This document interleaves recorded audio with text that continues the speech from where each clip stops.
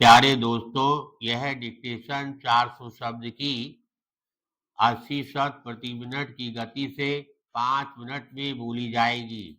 Ready start करते ही dictation शुरू हो जाएगी।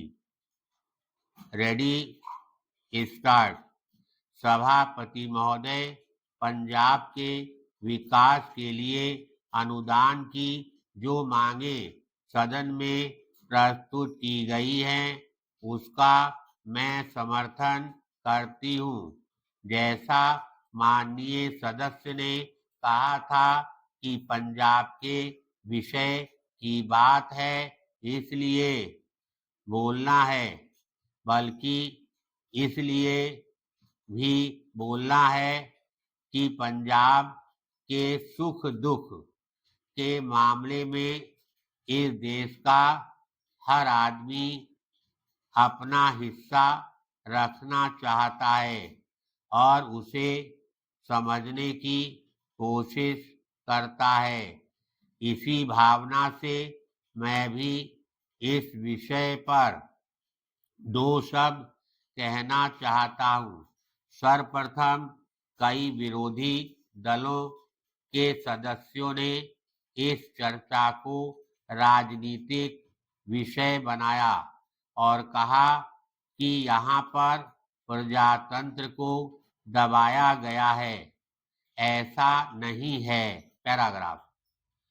जिन हालात में हमारे नेता और हमारी पार्टी की सरकार ने वहां चुनाव करवाए और लोगों को मौका दिया, तब वहां हमें अपनी पार्टी की परवाह नहीं थी कि वह सत्ता में आएगी या नहीं।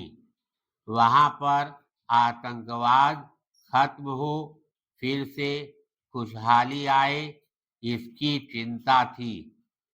प्रजातंत्र कायम रहे, अखंडता कायम रहे, ऐसा विश्वास था।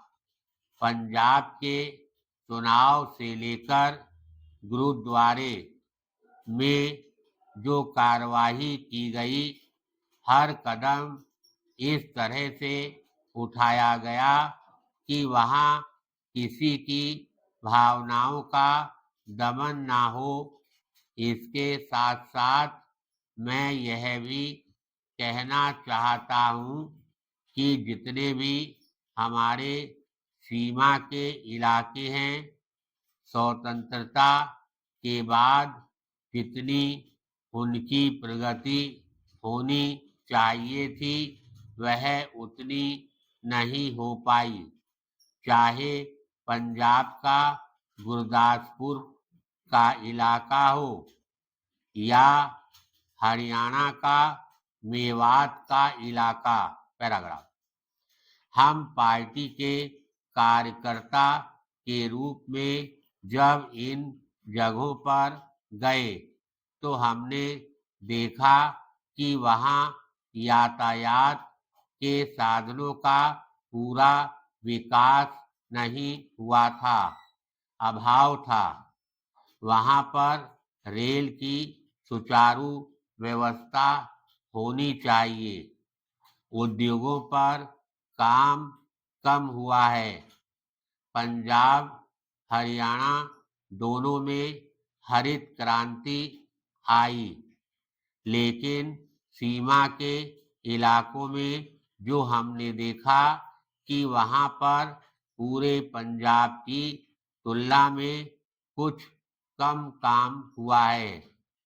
इसलिए मैं यह चाहता हूँ कि हम जो मांग पूरी करने जा रहे हैं, उसमें उनके विकास के लिए विशेष व्यवस्था करनी चाहिए, जिससे पूरे क्षेत्र में संतुलन हो और पंजाब के हर हिस्से के लिए सही रकम का प्रावधान भविष्य में किया जाए।